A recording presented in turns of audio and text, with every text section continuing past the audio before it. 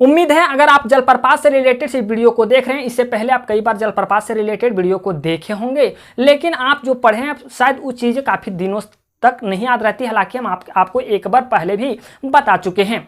चलिए हम लोग आज कॉन्सेप्ट और फैक्ट ट्रिक के माध्यम से देखेंगे कि जलप्रपात कहाँ, रांची में कौन कौन ऐसे जलप्रपात पाए जाते हैं, ताकि आपको कहीं कभी भूलने की संभावना बहुत कम होगी और लंबे समय तक चीज़ें याद रहेगी। चलिए आज हम लोग पढ़ेंगे कि जलप्रपात किसे कहते हैं, जलप्रपात किसे कहते हैं। तो जलप्रपात अगर हम आपको एक लाइन में डिफिनेशन देना चाहें तो डिफिनेशन ये कि पर्वत, पहाड़,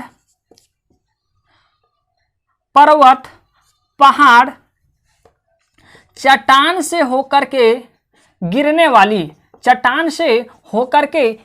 वाले धारा को हम लोग जलप्रपात कहते हैं, जलप्रपात कहते हैं। आप चीज़ों को समझिएगा, पर्वत, पहाड़, चट्टान से होकर के गिरने वाले धारा को हम लोग जलप्रपात कहते हैं। वह धारा समुद्र का भी हो सकता है, वह धारा नदी का भी हो सकता है, मतलब जल की कोई भी धारा हो सकती है। पर्वत, पहाड़, चट्टान से होकर के गुजरने वाले धारा को हम लोग जलप्रपात कहते हैं। और जलप्रपात की जो धारा की मोटाई होती है वह बहुत कम होती है। सेकेंड वे में अगर आप समझना चाहें तो ऊंचे स्थान से गिरने वाले धारा को हम लोग जलप्रपात कहते हैं। चलिए अब यहाँ से क्लियर ये चीज़ें होती है कि जलप्रपात अधिकांश वही क्षेत्रों में बनता है, अधिकांश वही क्षेत्र पे पाया जाता है जहाँ जिस क्षेत्र की ऊंचाई अधिक होती है। चूंकि हम आप डिफिनेशन आपका साफ साफ बता रहा है कि ऊंचे स्थान से गिरने वाले धारा को हम लोग जलप्रपात कहते हैं, तो कहीं ना कहीं जिस एरिया की ऊंचाई अधिक होगी वहीं अधिक जलप्रपात बनेंगे। चलिए ऐसे हम लोग देखें तो रांची भी झारखंड राज्य में अगर देखा जाए तो रांची जिला भी एक ऊंचे स्थान पे ही है, तो यहाँ से अधिक जलप्रपात भी बनते हैं, जैसा कि जोन्हा जलप्रपात, हुंडरू जलप्रपात, सीता जलप्रपात, सनुआ जलप्रपात, दसम जलप्रपात, घाघारी जलप्रपात और पेरनाघाघ जलप्रपात। ठीक है, आप इस चीज को आप अच्छे ढंग से समझने के लिए एक ट्रिक आप लोग याद रखिएगा। ट्रिक ये है कि झारखंड MSD गुड प्लेयर, आपको ये ट्रिक है। ट्रिक ये है कि रांची में कौन कौन ऐसे जलप्रपात पाए जाते हैं। तो बेसिकली अगर आप कोई भी आदमी बोलता है तो क्या कहता है कि झारखंड का महेंद्र सिंह धोनी, हम लोग MSD को क्या बोलते हैं, महेंद्र सिंह धोनी गुड प्लेयर है। कोई बोलता है कि झारखंड का महेंद्र सिंह धोनी गुड प्लेयर है। तो जैसे अब चीजें आप कभी भूलिएगा नहीं, जे से क्या है, जे से पहले आपको रखना है जोन्हा जलप्रपात, एच से हुंडरू जलप्रपात, एम आपको नहीं लेना है, एस से सीता जलप्रपात और यहाँ एक और एस लिख लीजिएगा, सनुआ जलप्रपात, यानी एस से 2 जलप्रपात हैं, डी से दसम जलप्रपात और जी से घाघारी जलप्रपात और पी से पेरनाघाघ जलप्रपात। ये ट्रिक आप चीज़ों को समझ लीजिएगा कि झारखंड के रांची जिले में कौन कौन ऐसे जलप्रपात पाए जाते हैं। तो आपको ये ट्रिक याद रखना चाहिए कि झारखंड का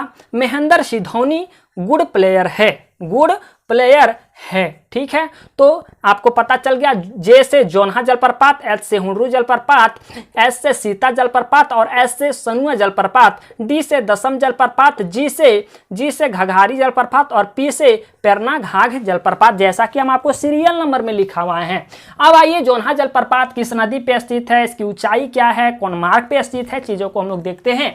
जोन्हा जो जलप्रपात है रांची जिले में स्थित है। हालांकि रांची जिले कहने की जरूरत नहीं है, हालांकि जितने भी जलप्रपात के बारे में यहाँ बताए जा रहे हैं सारे जलप्रपात रांची के ही है। रांची से 40 किलोमीटर दूर जोन्हा पर जलप्रपात स्थित है।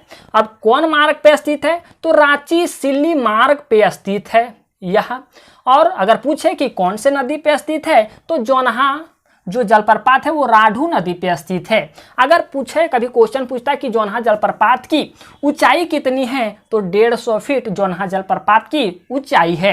अब आइए हुंडरू जलप्रपात। हालांकि आप हुंडरू जलप्रपात से पहले अवगत होंगे, आपको जानकारी के लिए बता दें कि झारखंड का सबसे ऊंचा जलप्रपात बूढ़ाघाघ जलप्रपात है, जिसे हम लोग लोधाघाघ के नाम से भी जानते हैं।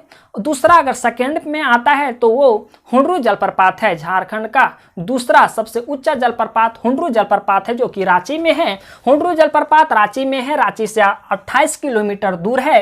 ये स्वर्ण रेखा नदी पर स्थित है। कभी पूछे कि हुंडरू जलप्रपात किस नदी पे स्थित है, तो हुंडरू जो जलप्रपात है वो स्वर्ण रेखा नदी पे स्थित है। और आपको पता है कि स्वर्ण रेखा नदी रांची के नगड़ी गांव से निकलती है। यही नदी जो झारखंड की एक ऐसी मात्र नदी है जो स्वतंत्र रूप से बंगाल की खाड़ी में गिरती है। यही नदी में के बालू में सोने के अंश पाए जाते हैं। तो रांची से 28 किलोमीटर दूर स्वर्ण रेखा नदी पे हुंडरू जलप्रपात स्थित है। और यही हुंडरू जलप्रपात से सिकंदरी जो प्रोजेक्ट है वो 100 मेगावाट बिजली उत्पन्न करती है। अब बात आता है कि हुंडरू जलप्रपात की ऊंचाई कितनी है। अगर मीटर में बात की जाए तो 74 मीटर है और अगर फीट में बात की जाए तो 243 फीट है।